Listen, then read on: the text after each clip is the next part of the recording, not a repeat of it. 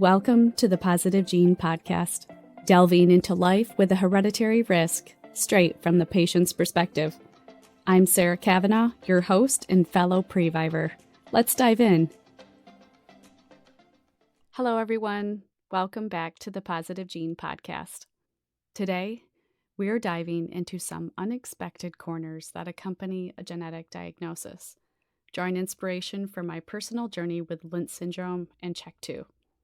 I'm your host, Sarah Kavanaugh, and if you're a returning listener, you know that I was diagnosed only a year ago, so I've only recently navigated the waves of emotions and realizations that come with a genetic diagnosis.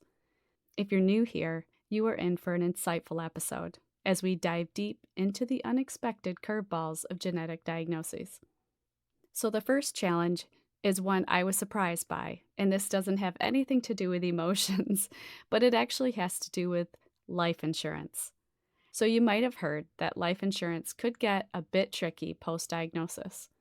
But here's the nitty-gritty. The Genetic Information Non-Discrimination Act, or GINA for short, is our protector when it comes to health insurance. GINA prohibits discrimination by health insurance plans and employers based on genetic information, which encompasses your genetic test results, your relatives' genetic test results, and information about family history of any disease or disorder. In a nutshell, it stops health insurers and employers from discriminating based on genetic information. However, the catch is it doesn't cover life or long-term care insurance. Some states have stepped up with their own laws, and that's something worth looking into. But hey, if you're curious about these policies, especially for groups like military or federal employees, the National Human Genome Research Institute is a great place to delve deeper. I'll have links in the show notes for more information. The second unexpected challenge is family testing. So, one of my favorite resources is FORCE, facingourrisk.org.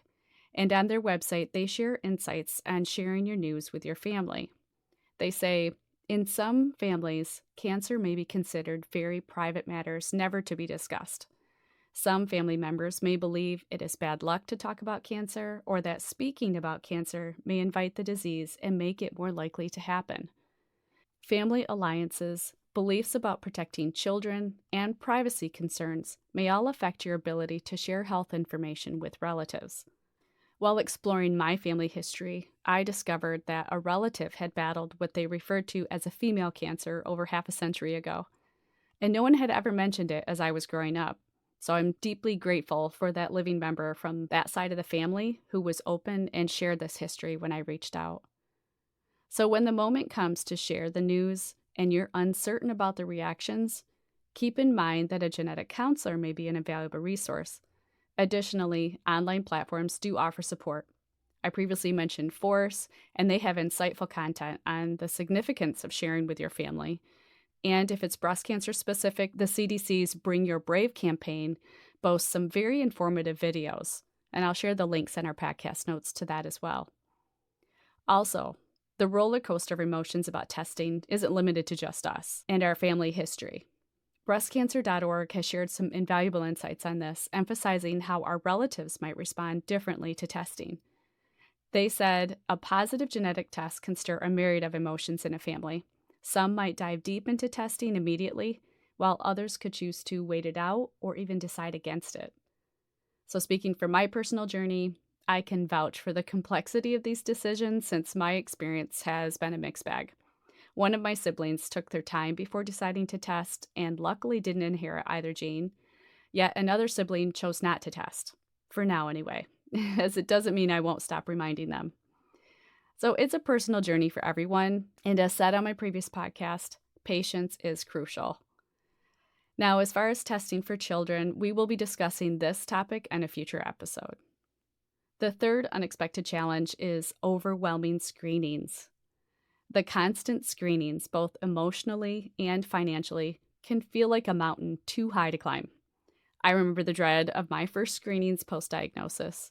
As someone already faced with a history of health anxiety, it was scary. I found it difficult to focus on the day-to-day because I was overcome with worry about the results. But please know this, it does get easier. Now, consistent screenings and a balanced lifestyle can mean early detection, making the fight against cancer much more manageable.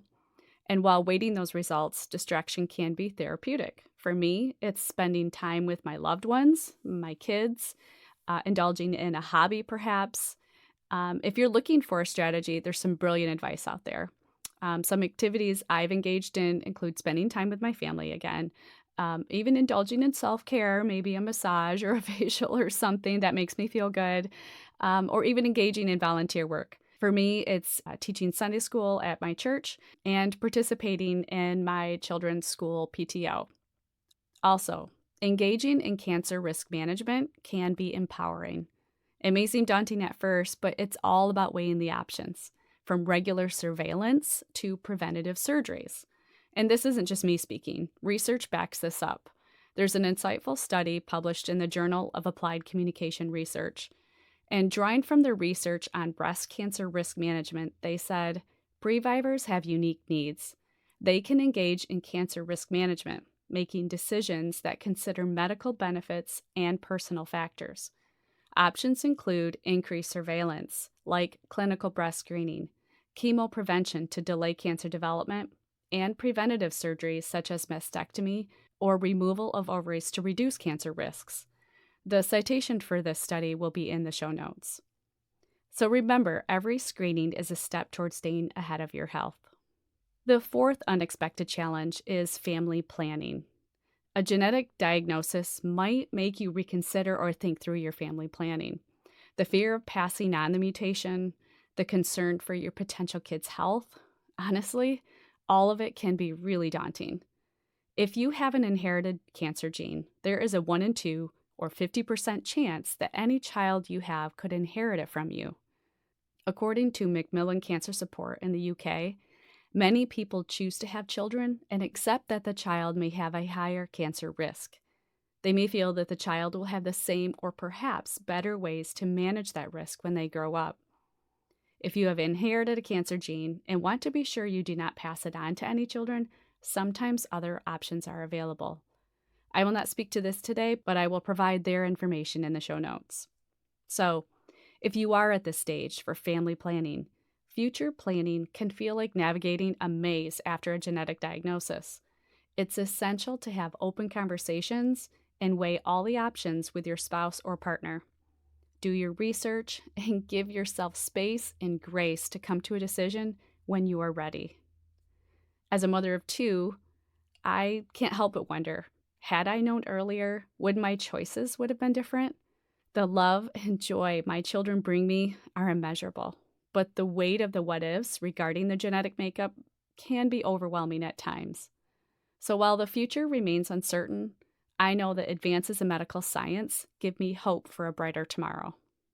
So the fifth and final unexpected challenge is feeling isolated. It's tough when it seems like no one understands the whirlwind of emotions you're going through. Isolation can be a heavy cloud after a diagnosis. When I shared my journey on Facebook, the outpour of support from fellow mutation carriers was incredible. There are several supportive communities online, like the Lynch Syndrome and Check2 groups on Facebook I mentioned previously, where individuals truly understand your concerns. So if you're on Facebook, you type in your specific genetic mutation into the search bar and select the group. So most are private, and sharing your information or getting feedback on questions will only be seen within the group. Also, as previously mentioned, my go-to resource is Force, from peer navigators to online and in-person support groups, online messaging boards, or even helplines where they offer non-judgmental support in Spanish and English. So if you're feeling isolated, I highly recommend visiting the support tab on their website. In closing, a diagnosis can sometimes feel like a storm cloud looming, but remember, it's merely a chapter in your life, not the entire story. The essence lies in our response. My empowerment blossomed through knowledge, research, the warmth of supportive communities, and a guiding light in my faith. God's strength and grace have been my anchor, reminding me of His bigger plan even in the moments of uncertainty.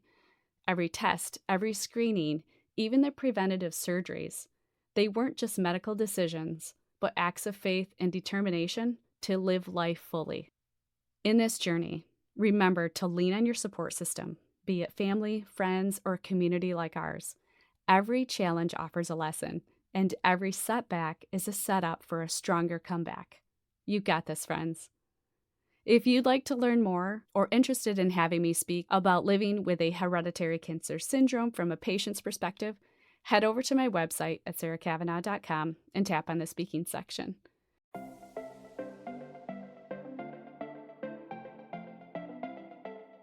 Thank you for spending time with me on the Positive Gene podcast. Your support means everything.